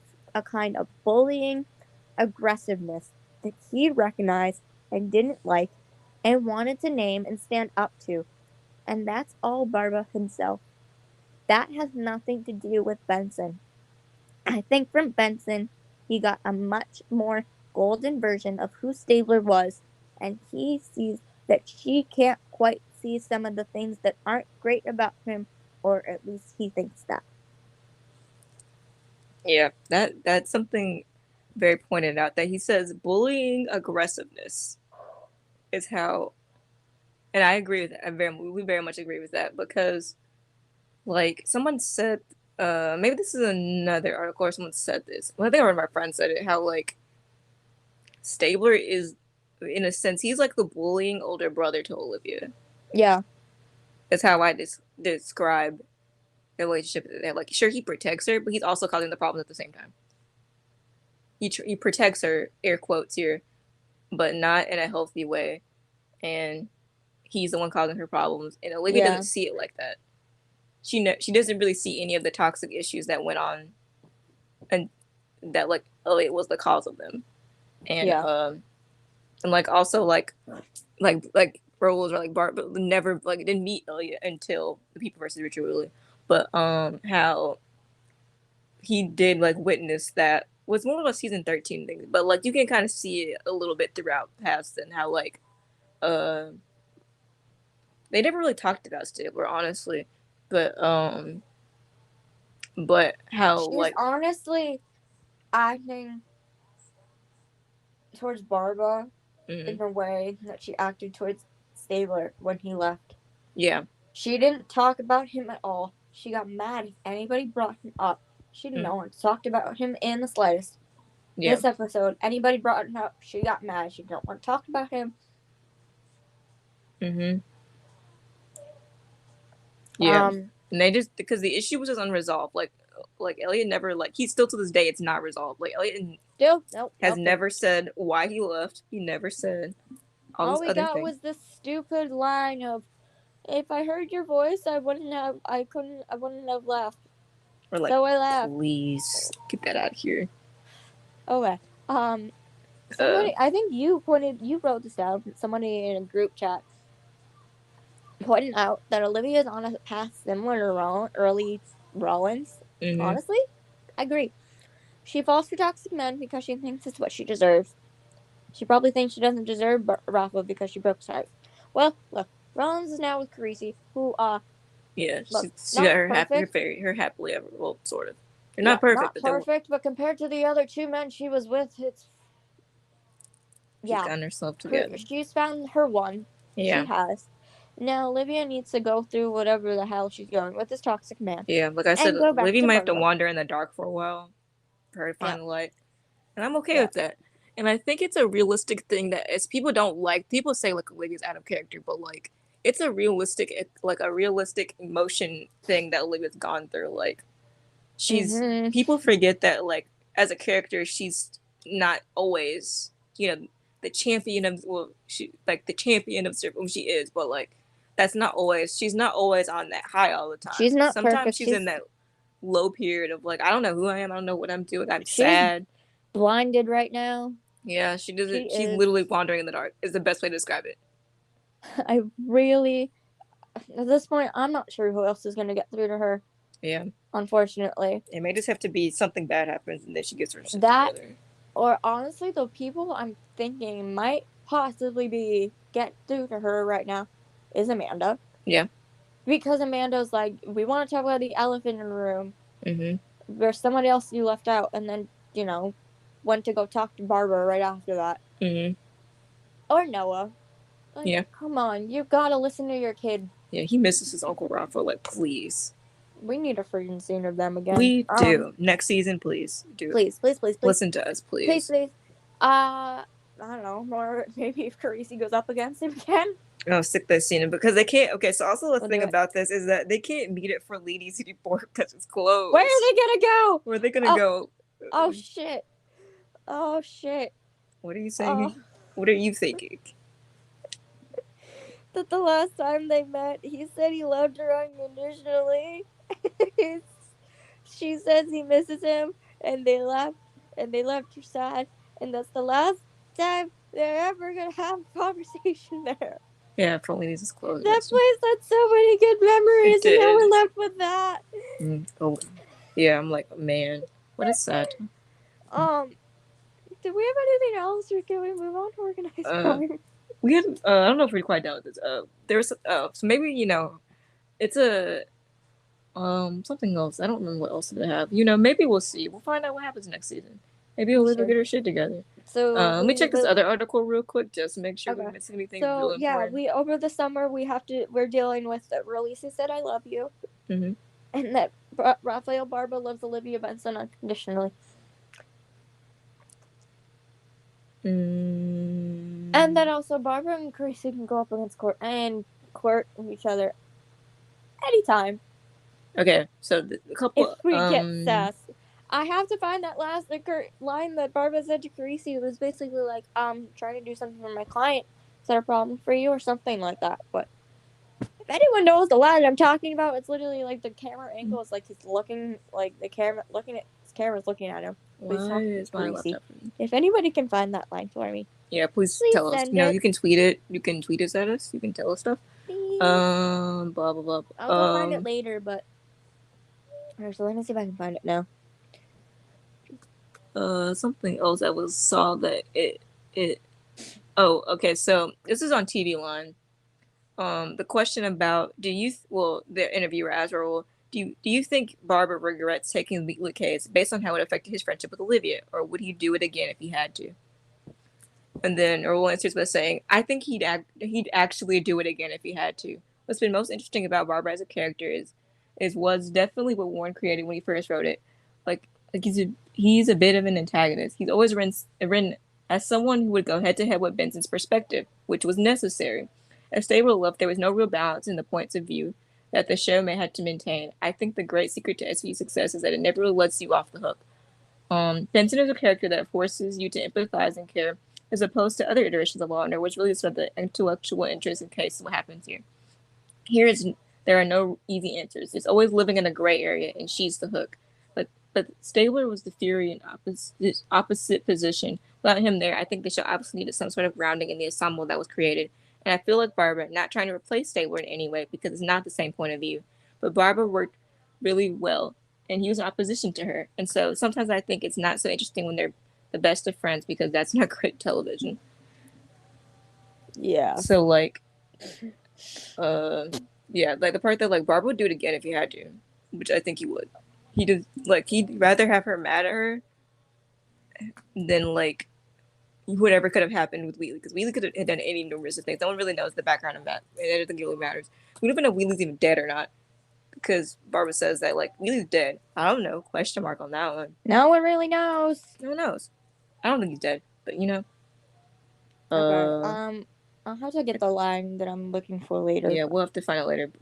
It was another good one, because it was like the perfect combination, like Barbara, like soft, but like his soft sass. Because my, do you have your laptop with you? I do. My laptop's open. Yeah. Are you using it to record? No, I'm on my iPad. Do you think you could pull it up? Okay, what are you looking for? There's a line that Barbara says to Carissa, in the court, and it was like another, like, good. It was like basically like a soft moment, but like a soft sass thing. It's when, like, the camera's looking at him directly, but he's talking to Carissa, because the judge asked him a question. Like, Carissa made an objection, and then Barbara's like, actually, yada yada yada. See if you can possibly find it. Okay, I'm gonna find it, but okay, keep talking. Hold on. They're both good with they did like a good amount of, like, objecting. Although Barbara was the first, like, Barbara asked for a recess, because, like, you could tell Delios, like, needed one. Trying to think if there's anything else we need to say about it. I don't know. We've done anything. Yeah. What are you thinking? I don't know. Just the normal things of, can I give everybody an Emmy now? Yeah, literally, give all of you an Emmy right now. Like, please. This episode? Especially, like, I don't know. Every freaking time Mariska and Roll on camera together. Yes, we love them. It makes me happy. Please. What? Oh, okay, yeah. Well, you're looking for the quote. I'll read the thing about, first off, the fact that we might be freaking getting a love triangle next season. I know, we might be, and The I'm kind of okay with lore that. this says is it's not supposed to be a soap opera, and look where we are. Yeah. This person's asking about the Forlinis and stuff. That there was extra sentiment. This is for Roll saying it. It says there's extra sentimentality of actually filming at Forlini's for the last time.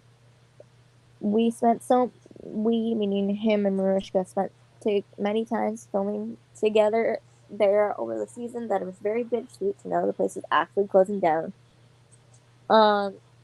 He said it was perfectly structured, big, beautiful full circle for me. He was quite sentimental and nostalgic about it all day. Then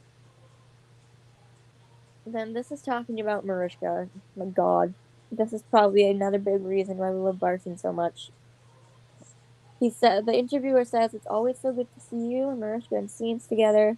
You two are wonderful together. Roll says thank you. That means a lot. I just follow her anywhere. She's a great human being, but she's also a seriously good actor, and we bring out good stuff from each other.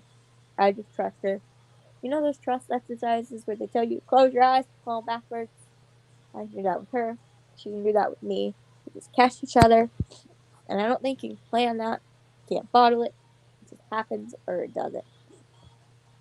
Oh my God. I miss her all the time, actually. So, freak it. The I miss yous hit deep now. Yes. I miss her all the time, actually. So every time I get to go back and work with her again, film, it's a beautiful homecoming. It's been nothing but happy every time I show up on set for the last couple of episodes. Not that it never was. Work is work. You go, you film. This is my job, and every job is a job, but this feels really special because I really appreciate it. Yes. It makes me emotional. If my Hulu ads would go faster, please. He says he's hoping they'll come back. He gets to come back, but now with Warren gone. Yeah, you don't know what direction the show's gonna go. Because Warren is Barbara's voice and heart, which is basically one of the big reasons why Barbara left in the first place in the first time. Yeah. But he's such a great character that I'm sure that they'll try to take care of him, and it's a great ending to the season. So that I hope that fans will want some of his story to continue. We do. We want the story to continue. We're begging. Please. We need to know some kind of resolution. I just need to know because I don't actually like. So he says, so I'm more hopeful than not, and I will certainly find the time to show up for Barb. He's become a part. Oh, because I know he's become a part of a lot of people's lives with this series, and they look forward to seeing him, and I always enjoy sharing that. Yes. Oh. Yeah, so Roll has been very sentimental with his fans lately. Yes. Oh my God. We were watching Candy when the Candy. Go watch Candy if you haven't watched it. It's so good. For Miscast, he's like this outpouring of love for whatever I do. Miscast is Sunday too. I'm like, it's time. We can't wait. And then he's like, he got all this. I have to find the tweet now because it got very sentimental. And we all were like, excuse me. Hulu ads are taking too long. I had to wait a whole 2 minutes just to find this quote. I promise it will be worth it. I'll thank you for it somehow. You have 26 more seconds. Oh, can we talk about my headphones are buzzing. While you're looking for it still. So the other day I posted, actually yesterday, I had debated whether or not to post it until the 20th. Yes. 22nd because I needed the song. So I posted a Barson fic of Come to Your Senses with the song from Tic Tac Boom because, oh my God, it fits them. Still fits them. That basically Barb was like, please, Olivia, come to your senses type thing. So I posted it. Not even 5 minutes later, the MCC theater page that does miscasts posts a video of Raul talking about miscasts. Oh yeah, it was it. And I quoted it, quote tweeted it, and I was like, I kid you not, not even 5 minutes after I posted my Come to Your Senses Barson fic, this showed up. And they liked that tweet. Yeah. So, oh my god, like the guy, they like work close with the rule like a lot, and they see my Barson tweet. Like, excuse me. What scene were you looking for exactly again? I'm like watching it. Okay, so that I'm not on an ad. Oh my god! How did I not see this before? What scene were you looking for before I break? Because you know I got ADHD. I forget what you said. There's a scene in the court, and there's like this soft, like sass line of Barbara. I can't remember where it was. It's like in the middle. I think he's doing like a cross examination or something. I wish I could like tell you or like see it because I might have to find it eventually. You never mind. I don't know which one we're talking about because it's God, I think it's right before they go to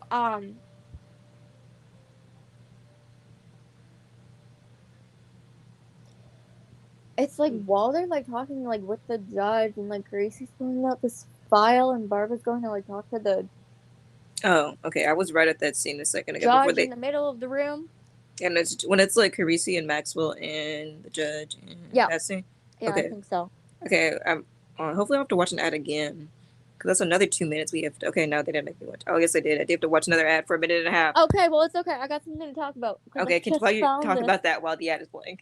Thing. I don't know how I didn't see this before.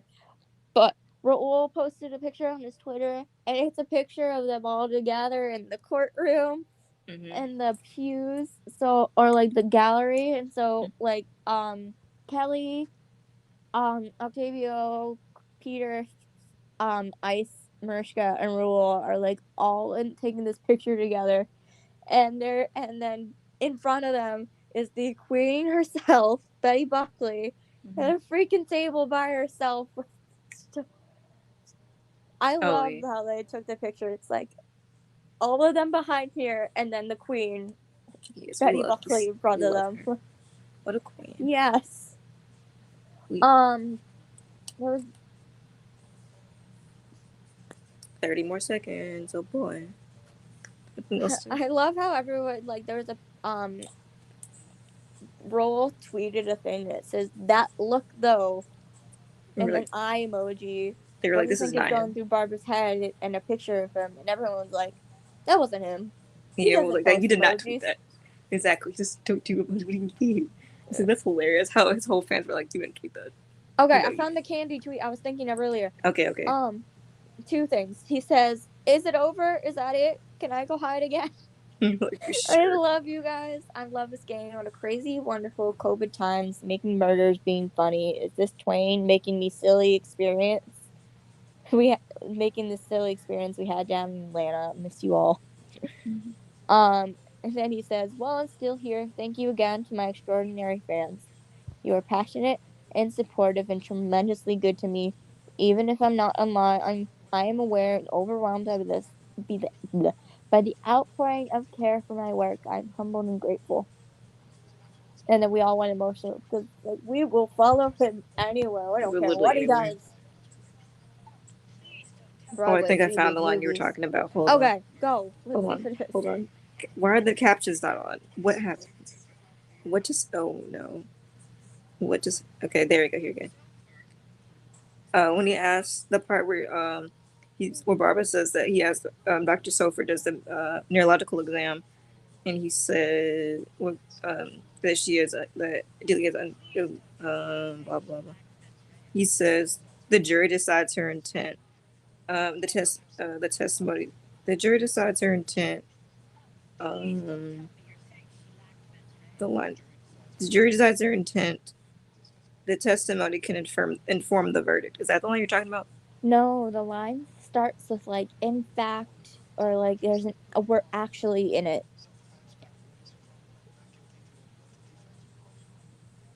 Do you mind if we pause for a moment? Okay, yeah, we're gonna go find this. Okay, BRB.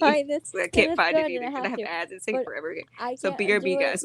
I can't do it because my Hulu's on my phone and we're recording. So okay, so we'll be right back. We're gonna go figure this out. BRB.